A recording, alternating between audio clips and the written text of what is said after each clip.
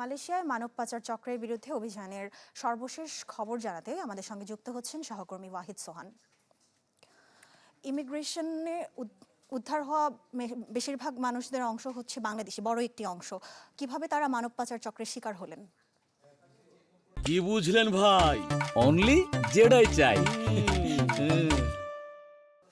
জি, আপনাকে অসংখ্য ধন্যবাদ। আপনি যেমনটি বলছিলেন আসলে এখানে মালয়েশিয়াতে যখন শ্রম বাজার বন্ধ হয়ে যায়, শ্রম বাজার বন্ধ হয়ে যাওয়ার পরই এখানে একটি মানব পাচার চক্র সক্রিয় হয়ে ওঠে।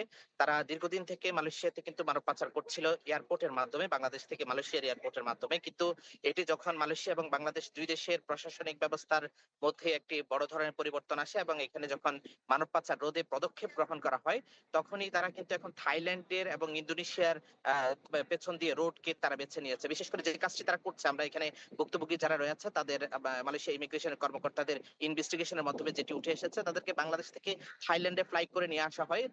থাইল্যান্ডে তাদেরকে দীর্ঘদিন থেকে রেখে তারপরে থাইল্যান্ডের জঙ্গল দিয়ে তারা কেদা বা পার্লিসের এই অঞ্চল দিয়ে এবং ক্লান্তান দিয়ে তাদেরকে কিন্তু মালয়েশিয়াতে প্রবেশ করানো হয় এবং দীর্ঘদিন থেকে যাদেরকে আটক করা হয়েছে তারা যেই তাদের দেওয়া তথ্য, ইমিগ্রেশনকে দেওয়া তথ্য অনুযায়ী তারা অলমোস্ট ১.৫ থেকে ২ মাস তাদেরকে কিন্তু থাইল্যান্ডে বন্দী রাখা হয়েছিল। ওখান থেকে আবার মালয়েশিয়াতে ঢুকানোর জন্য তারা কিন্তু থাইল্যান্ড এবং মালয়েশিয়ার বর্ডারে তাদেরকে রাখা হয়েছিল। এখানে মালয়েশিয়া ইমিগ্রেশনের মহাপরিচালক দাতু জাকারিয়া সাবানের পক্ষ থেকে যে বিষয়টি অবহিত করা হয়েছে, তিনি এক প্রেস বিজ্ঞপ্তির মাধ্যমে জানিয়েছেন যে একটি বড় সিন্ডিকেট মালয়েশিয়া, থাইল্যান্ড এবং বাংলাদেশ মিলে একটি বড় সিন্ডিকেট এখানে কাজ করছে। এই সিন্ডিকেটের যেই সেফ হাউসটি ছিল, যে পরিত্যক্ত হাউস, সে হাউসে যে টেক কেয়ারটি করতো একজন শেখ ছিল, মিয়ানমারের নাগরিক।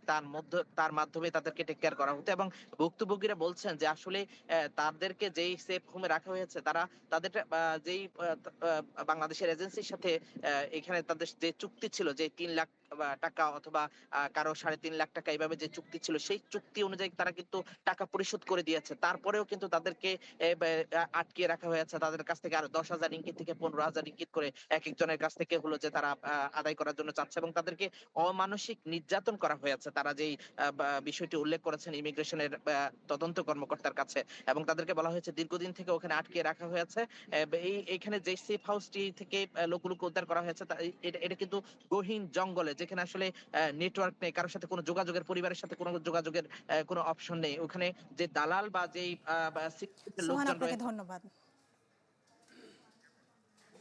মানব পাচারকারীদের বিরুদ্ধে অভিযানের সর্বশেষ খবরাখবর জানাতে মালয়েশিয়া থেকে যুক্ত হয়েছিলেন সহকর্মী ওয়াহিদ সোহান।